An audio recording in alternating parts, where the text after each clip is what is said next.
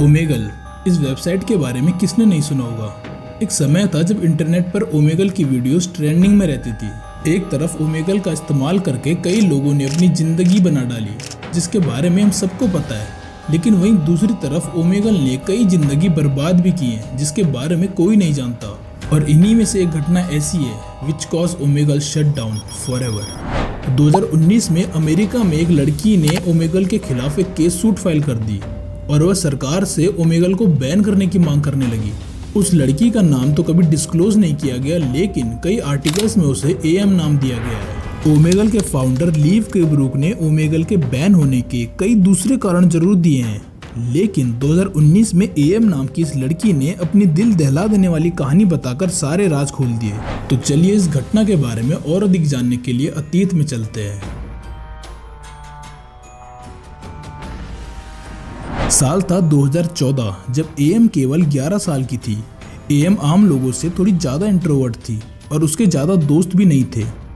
लेकिन एक दिन AM को उसकी गिनी चुनी दोस्तों में से एक दोस्त ने ओमेगल वेबसाइट के बारे में बताया। और जब AM ने इस वेबसाइट को यूज़ किया तो शुरुआत में तो कुछ दिनों से यह वेबसाइट बिल्कुल भी अच्छी नहीं लगी, लेकिन इसको कुछ दिन यूज़ करने के बाद अब AM को यह वेबसाइट अच्छी लगने लगी थी और अब वह डेली काफ़ी स्ट्रेंजर से बात करने लगी थी। इन सब में उसे सबसे अच्छी बात यह लगती थी कि किसी इंसान से बात करने के बाद भी उसे अपनी आइडेंटिटी रिवील नहीं करनी पड़ती थी। AM ओमेगल को एंजॉय ही कर रही थी कि एक दिन ओमेगल पर उसकी मुलाकात होती है एक कैनेडियन शख्स से जिसका नाम था रयान फॉरडाइस। रयान उम्र में AM से काफ़ी बड़ा था, लेकिन फिर भी AM को रयान की बातें काफ़ी पसंद आ रही थी और बातों बातों में ही AM ने रयान को अपनी किक ID दे दी और ये AM की ज़िंदगी की सबसे बड़ी गलती होने वाली थी। दरअसल किक एक एप्लीकेशन है जिसे मेनली बच्चों के लिए बनाया गया है। इस एप्लीकेशन को कोई भी यूज़र बिना नंबर या ID के यूज़ कर सकता है। अब जब रयान के पास AM की किक ID आ चुकी थी तो फिर क्या था, रयान डेली मैसेज करके AM का हाल चाल पूछने लगा। गुड मॉर्निंग, गुड नाइट, कैसे हो, खाना खाया, क्या खाया, ऐसी छोटी छोटी चीज़ पूछकर रयान AM के प्रति अपनी केयर जताता था। धीरे धीरे बात बढ़ती गई और अब रयान AM से उसकी फोटोज मांगकर उनकी तारीफ करने लगा और AM भी खुश होकर इधर से फोटोज भेजे जा रही थी। रयान ने भी अब अपना लेवल बढ़ा दिया और अब वह AM को अलग अलग टास्क देने लगा, जैसे स्कूल ड्रेस में फोटोज देना या फिर किसी पर्टिकुलर ड्रेस में फोटोज देना। और वहीं AM भी वह टास्क पूरे करके रयान को फोटोज भेजे जा रही थी। बल्कि AM को तो यह सब इतना पसंद आ गया था कि वह दिन भर सिर्फ रयान से ही बात करती रहती थी और इस चक्कर में उसने अपने घर वालों से ढंग से बात करना भी छोड़ दिया था। लेकिन एक दिन सामने से रयान का मैसेज आता है और वह कहता है सेंड यूर नोट्स। और रयान के प्यार में पागल हो चुकी AM ने अब उसे अपनी प्राइवेट वीडियोस तक भेज दी। और अब क्या था, रयान डेली AM से उसकी प्राइवेट वीडियोस मांगने लगा और उधर से AM भी बिना कुछ सोचे समझे वीडियोस भेज भी देती थी। लेकिन एक दिन AM को लगा कि यार पहले तो ये बंदा मुझसे ढंग से बात करता था, मेरी केयर करता था और मेरी तारीफ करता था, लेकिन अब ये बंदा मुझसे सिर्फ मेरी वीडियोस मांगता रहता है। तो अब AM ने उसे और वीडियोस भेजने से मना कर दिया। इस बात से गुस्सा होकर रयान ने AM से कहा कि अगर तुमने अब वीडियोस भेजना बंद किया तो मैं तुम्हारी ये सारी वीडियोस तुम्हारे ही घर वालों को दिखा दूंगा। और यह कहकर वो AM को ब्लैकमेल करने लगा और AM को मजबूरन अपनी सारी प्राइवेट वीडियो बनाकर रयान को भेजनी पड़ रही थी। AM की जिंदगी बस अब एक स्लेव की तरह हो चुकी थी। वो बहुत ज़्यादा डिप्रेस्ड हो चुकी थी और उसे लग रहा था कि अब उसकी ज़िंदगी सिर्फ रयान तक ही सीमित हो जाएगी।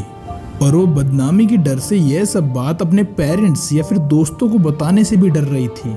और इसी डिप्रेशन के चलते AM ने कई बार सुसाइड भी अटेम्प्ट किए, लेकिन वो इन सब में सफल नहीं हो पाई।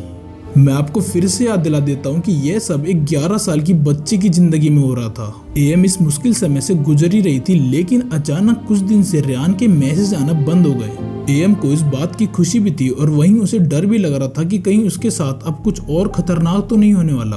और इसके कुछ ही दिन बाद AM के घर में पुलिस आ जाती है और वो AM के पेरेंट्स को बताते हैं कि उन्होंने कनाडा में एक आदमी को चाइल्ड पॉर्न का धंधा करने के जुर्म में गिरफ्तार कर लिया और वो शख्स और कोई नहीं, रयान ही था।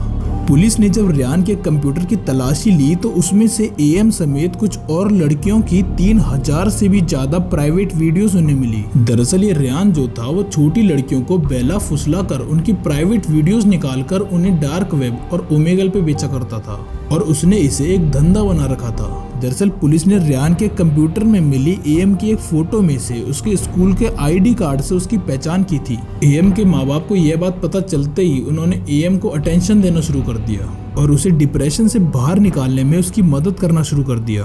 अब 2019 में जब एएम 16 साल की हुई तो उसने सरकार से ओमेगल के खिलाफ इसे बैन करने की अपील की और एएम के एलिगेशंस को जायज बताते हुए सरकार ने ओमेगल पर बैन ही लगा दिया।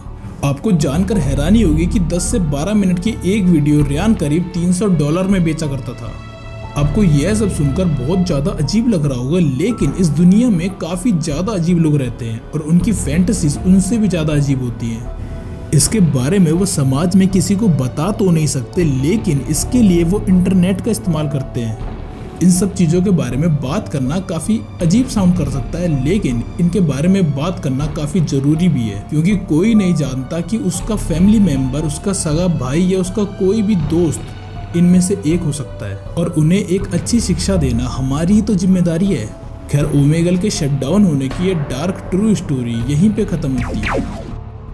YouTube की पिछली वीडियो में मेरे 1000 सब्सक्राइबर पूरे हो चुके थे और इसके लिए मैं आप सभी को दिल से धन्यवाद कहना चाहता हूँ। आप जैसे लोग जो इनिशियली सपोर्ट करते हैं वो मेरा मोरल और मोटिव बिल्कुल भी डाउन नहीं होने देते और अगर मैं अपने एम को अचीव कर भी लेता हूँ तो इसके लिए I will be grateful to all my initial supporters. खैर, आज की वीडियो यहीं पे खत्म होती है। वीडियो अच्छी लगी तो वीडियो को लाइक करें और चैनल को सब्सक्राइब जरूर करें। मिलता हूँ आपसे किसी दूसरी इंटरेस्टिंग वीडियो के साथ, तब तक के लिए स्टे